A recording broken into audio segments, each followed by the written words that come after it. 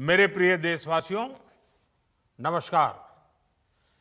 कल से शक्ति की उपासना का पर्व नवरात्रि का आरंभ हो रहा है। आप सभी को बहुत बहुत शुभकामनाएं। नवरात्रि के पहले दिन से देश आत्मनिर्भर भारत अभियान के लिए एक और महत्वपूर्ण और बड़ा कदम उठा रहा है। कल यानी नवरात्रि के प्रथम दिवस 22 सितंबर को सूर्योदय के साथ ही नेक्स्ट जनरेशन जीएसटी रिफॉर्म्स लागू हो जाएंगे। एक तरह से कल से देश में जीएसटी बचत उत्सव शुरू होने जा रहा है। इस जीएसटी बचत उत्सव में आपकी बचत बढ़ेगी और आप अपनी पसंद की चीजों को और ज्यादा आसानी से खरीद पाएंगे।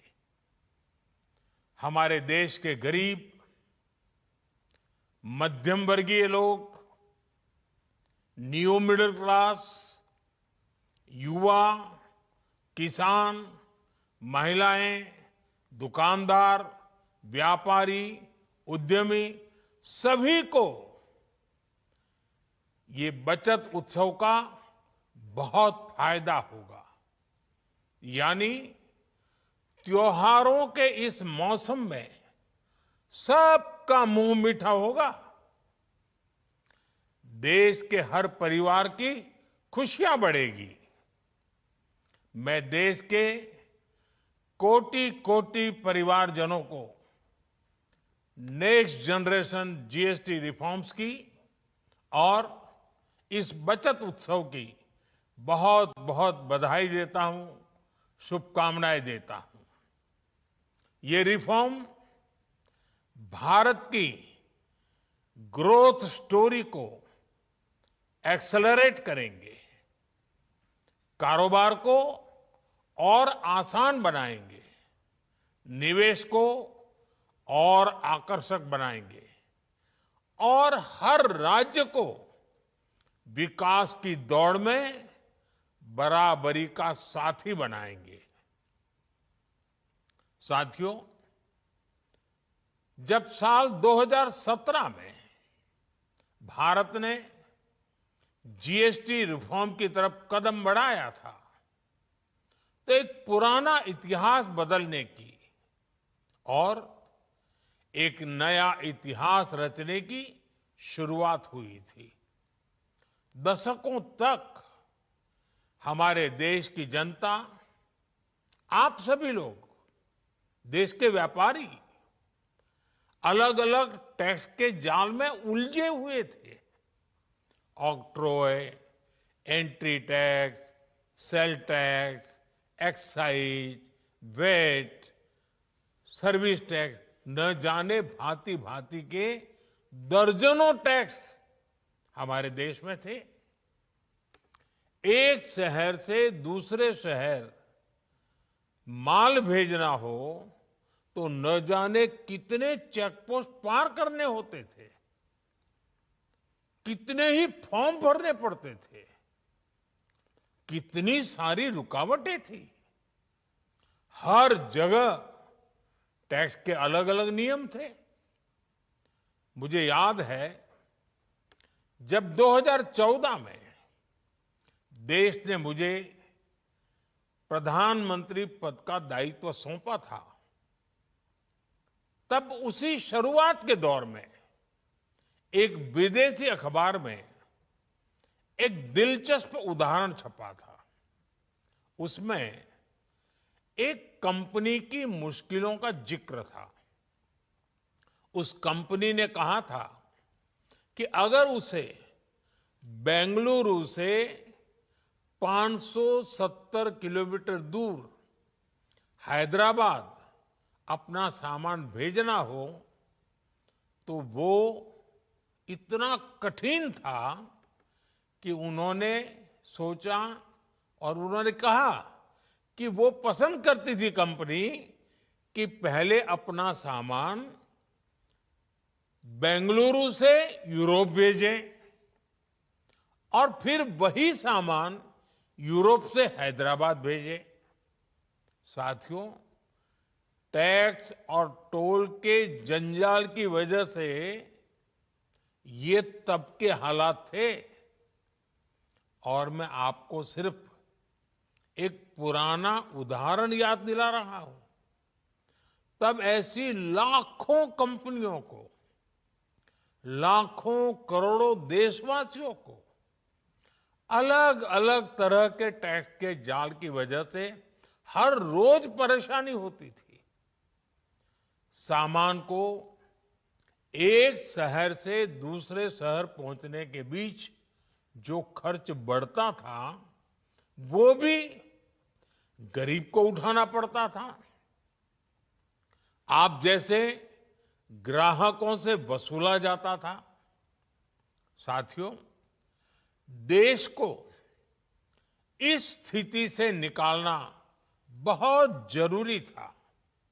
इसलिए जब आपने हमें 2014 में अवसर दिया तो हमने जनहित में, देशहित में जीएसटी को अपनी प्राथमिकता बनाया। हमने हर स्टेक होल्डर से चर्चा की। हमने हर राज्यों की हर शंका का निवारण किया, हर सवाल का समाधान खोजा। सभी राज्यों को, सबको साथ लेकर आजाद भारत का इतना बड़ा टैक्स रिफॉर्म संभव हो पाया।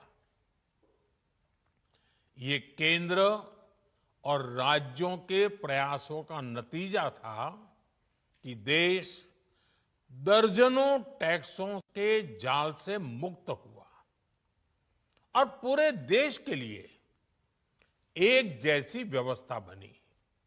वन नेशन वन टैक्स का सपना साकार हुआ।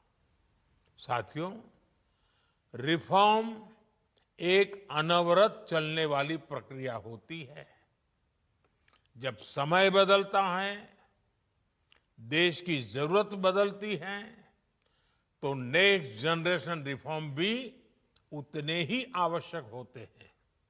इसलिए देश की वर्तमान जरूरतों और भविष्य के सपनों को देखते हुए जीएसटी के ये नए रिफॉर्म्स लागू हो रहे हैं। नए स्वरूप में मुख्य रूप से अब सिर्फ 5% और 18% के ही टैक्स स्लैब रहेंगे। इसका मतलब है रोजमर्रा के इस्तेमाल की ज्यादातर चीजें और सस्ती हो जाएगी। खाने पीने का सामान, दवाइयां, साबुन, ब्रश, पेस्ट, स्वास्थ्य और जीवन बीमा, ऐसे अनेकों सामान, अनेकों सेवाएं या तो टैक्स फ्री होगी या फिर केवल 5% टैक्स देना होगा। जिन सामानों पर पहले 12% टैक्स लगा करता था, उसमें से 99% यानी करीब करीब 100 के निकट 99% चीजें अब 5% टैक्स के दायरे में आ गई है। साथियों, पिछले 11 साल में देश में 25 करोड़ लोगों ने गरीबी को हराया है, गरीबी को परास्त किया है और गरीबी से बाहर निकल करके 25 करोड़ का एक बहुत बड़ा समूह नियो मिडिल क्लास के रूप में आज देश के अंदर बहुत बड़ी भूमिका अदा कर रहा है।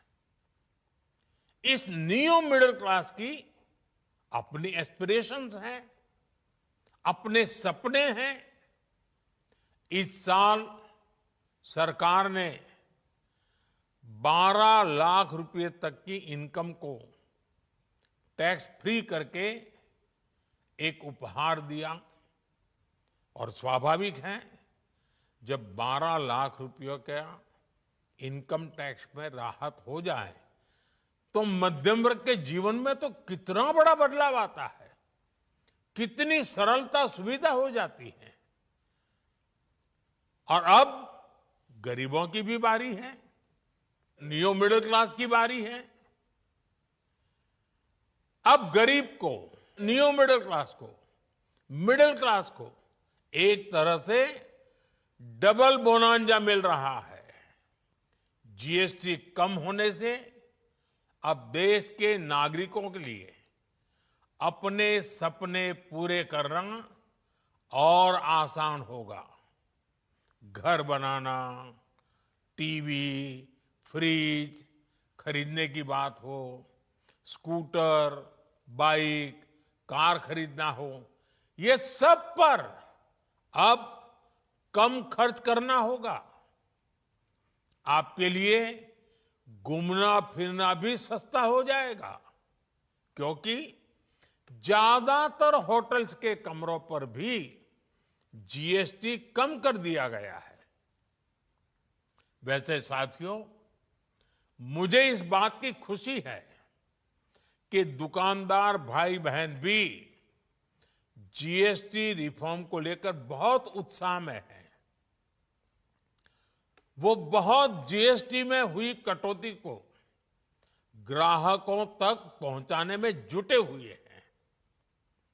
बहुत सारी जगहों पर पहले और अब के बोर्ड लगाए जा रहे हैं। साथियों, हम नागरिक देवो भवः के जिस मंत्र के साथ आगे बढ़ रहे हैं, नेक्स्ट जनरेशन जीएसटी रिफॉर्म में इसकी साफ झलक दिखाई देती है। अगर हम इनकम टैक्स में छूट और जीएसटी में छूट को जोड़ दें तो एक साल में जो निर्णय हुए हैं उससे देश के लोगों को 2.5 लाख करोड़ रुपए से ज्यादा की बचत होगी। और तभी तो मैं कह रहा हूं, ये बचत उत्सव है। साथियों, विकसित भारत के लक्ष्य तक पहुंचने के लिए हमें आत्मनिर्भरता के रास्ते पर चलना ही होगा। और भारत को आत्मनिर्भर बनाने का बहुत बड़ा दायित्व हमारे एमएसएमईज यानी हमारे लघु, मध्यम और कुटीर उद्योगों पर भी है, जो देश के लोगों की जरूरत का है, जो हम देश में ही बना सकते हैं, वो हमें देश में ही बनाना चाहिए।